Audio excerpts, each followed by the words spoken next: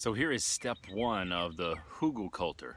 So basically just kind of went through the woods and gathered up some old rotten things from a variety of different trees, as best I could tell, from some pines and softwoods to some hardwoods and some old stumps and things like that. Some of it I cut rotten stumps and cut them into little cookies, as I'm calling them, and just kind of placed them down along the bottom. But essentially it's just a whole bunch of just pieces of stuff that I've got down in here. I busted up some of it busted up on its own. The idea is to help with moisture and to help really speed up the decomposition process and thereby compost. So all kinds of different stuff in here. I tried to pick some trees that had some mushrooms.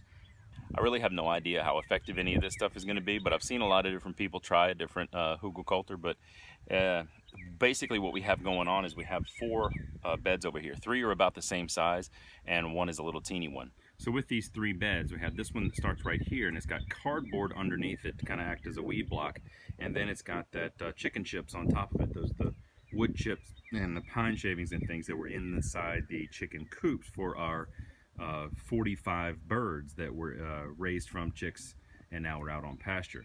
That's that one. This one is almost the same thing in that it has I forgot the other one had some hay in there too, also on top of that cardboard. This one just does not have the cardboard. It's still that hay below and then the chicken chips on top of it. And then this one over here is the one that we're going to try the Hugelkultur with, and it's going to be this and then that wheelbarrow full of chicken chips right there on top of it.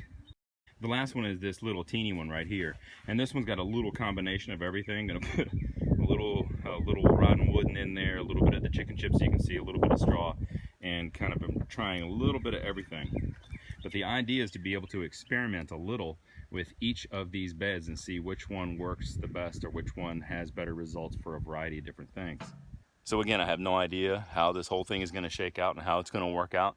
But by testing like this, we'll be able to see what we want to do going forward, and what works the best for us, particularly in this location. One thing that is very central to our efforts here is not only to keep costs down by doing things that are readily available out in our own environment here, but also to keep in mind the idea that whatever we do, if it doesn't work, we're okay with tearing it up and tearing it down.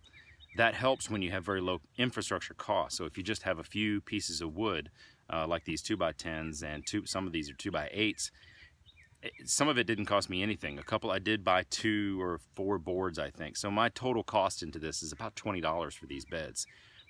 That's the idea that we're trying to keep in. It's not going to upset me in the least if we tear these things down because they didn't work.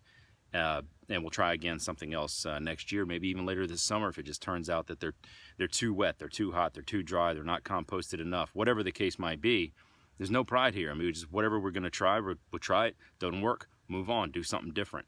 But that mentality has really helped us when it comes to our infrastructure for our animals and our gardening and the rest of the farm. Do something, do the best you can with what you have. If it doesn't work out, tear it down, start over. Perfect. Our dirt is here. 7 cubic yards of garden mix. Now let's put it in the garden.